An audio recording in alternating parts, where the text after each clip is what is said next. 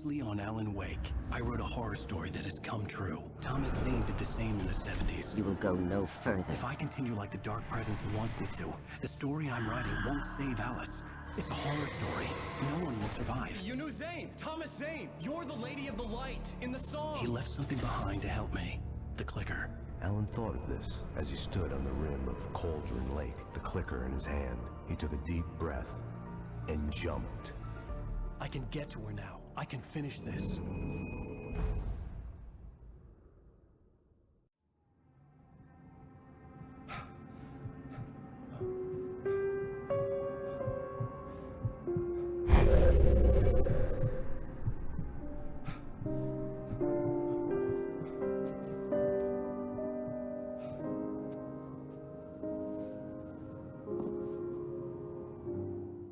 I had a hangover.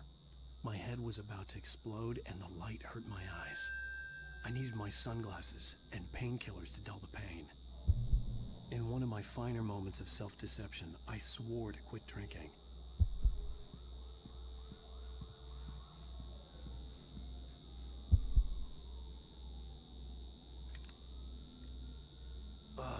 The sunglasses made the world look bearable. Now I could keep my eyes open without feeling like a vampire in the sun.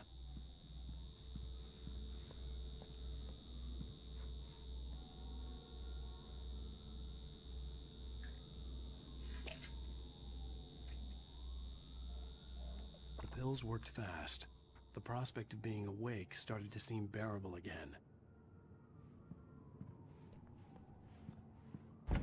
There was a message waiting for me on the machine. You have one new message. Ow! Are you still asleep? Wakey, wakey! You should have your show on your TiVo. If Alice wasn't too mad to record it. She called me earlier and really chewed me out. Yeah, we went a little overboard last night. But parties are a part of this business. Al, look, I'm saying this as your friend. She's not doing your career any favors by trying to run your life like that, okay? I'll talk to you later, Al. Watch the show!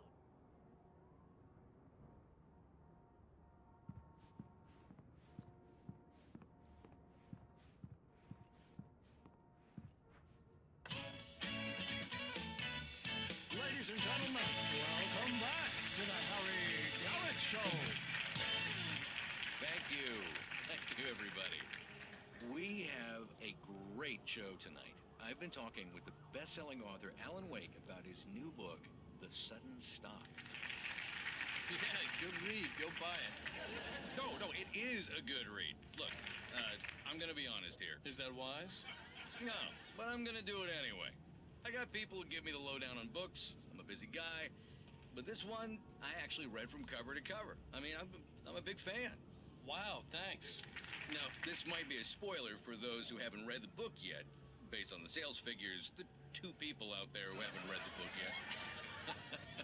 But this last book is all about the death of the main character, the hard-boiled New York detective, Alex Casey. Now, there's been a lot of outrage about this. Why the hell did you kill Casey? What the hell were you thinking, man? Good riddance. No, seriously, though. 7 years and 6 books is a long time. He was a gloomy guy to spend all your working hours with, and it was a good run. But it's time to explore new things. My next book will be a departure from the old for me. You selfish bastard, always thinking of yourself. Well, you've certainly given us a lot of entertainment over the years. And now that you mention it, Casey was a gloomy guy. Never had much luck with his love life with the ladies. Was that autobiographical in any way? Yeah, no kidding. Casey's lady friends tended to die on him. With Casey, it was all about his pain. No, nothing autobiographical about that. I'm a happily married man. My wife is my muse. Well, congratulations. That's great to hear. So, how's the publicity tour been treating you? Good, great. But I gotta say, I'm glad to be back home in New York. Well, you've certainly been on the news a lot lately. Lots of parties and,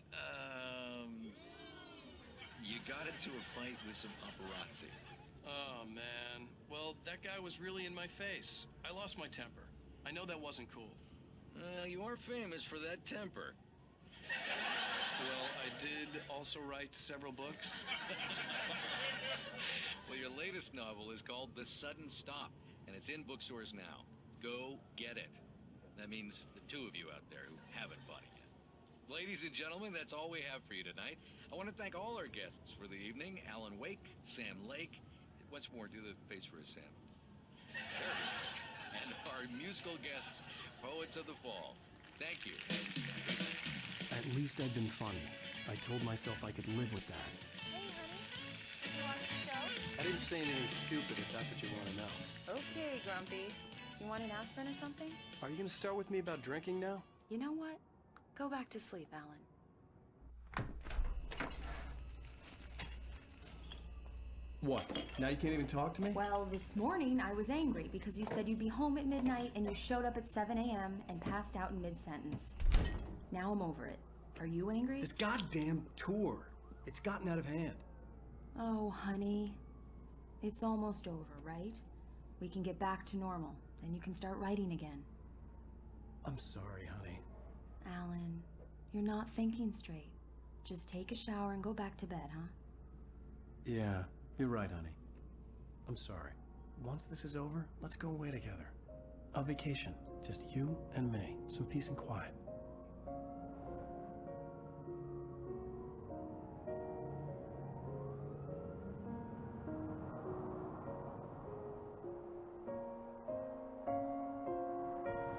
Somehow, the clicker was the key to the cabin. I had to return to Cauldron Lake to save Alice.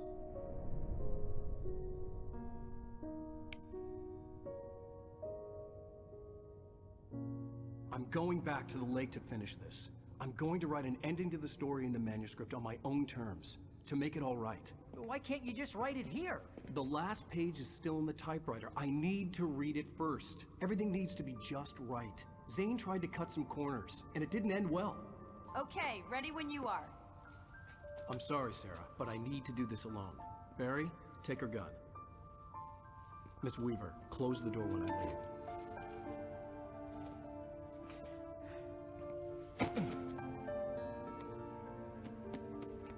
Good luck, Al. See you later.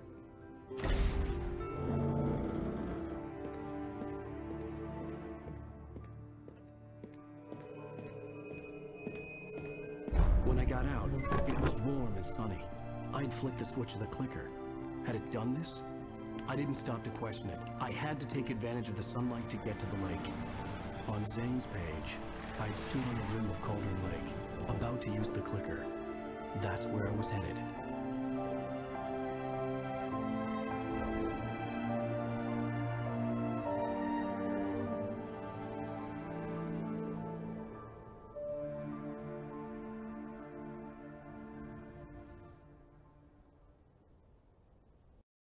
Alone, in daylight, surrounded by the beauty of the Pacific Northwest landscape.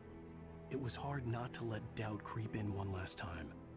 I could still chalk everything up to a dream, a delusion. I had enough imagination to make up something like this, having been in the cabin all this time, trapped in a story inside my head, gone mad from grief over Alice's death like Hartman had claimed. There would be no way of knowing. I told myself it didn't really matter. My course was set.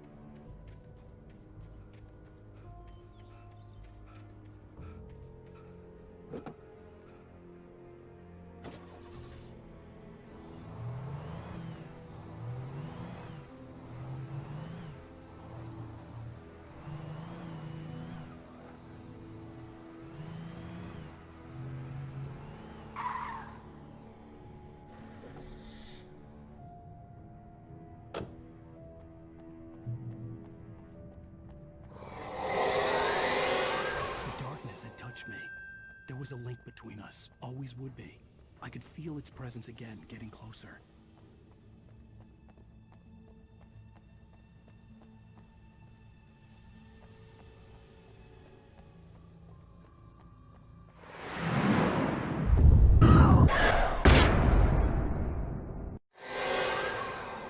I will kill your wife.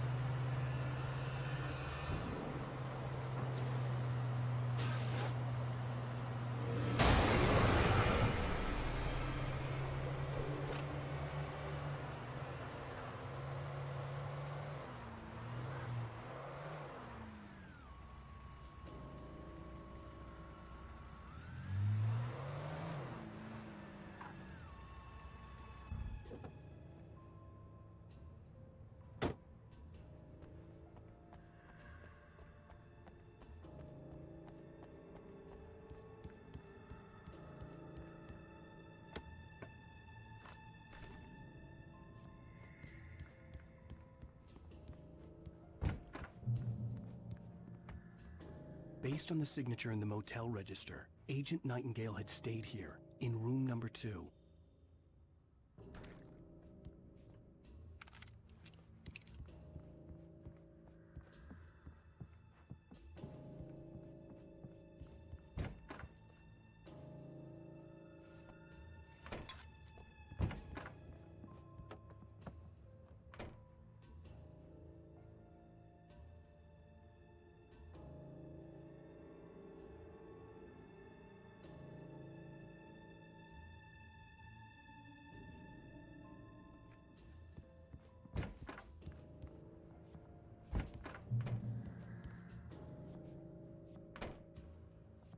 This had obviously been the room where Agent Nightingale had stayed when he hadn't been busy harassing me.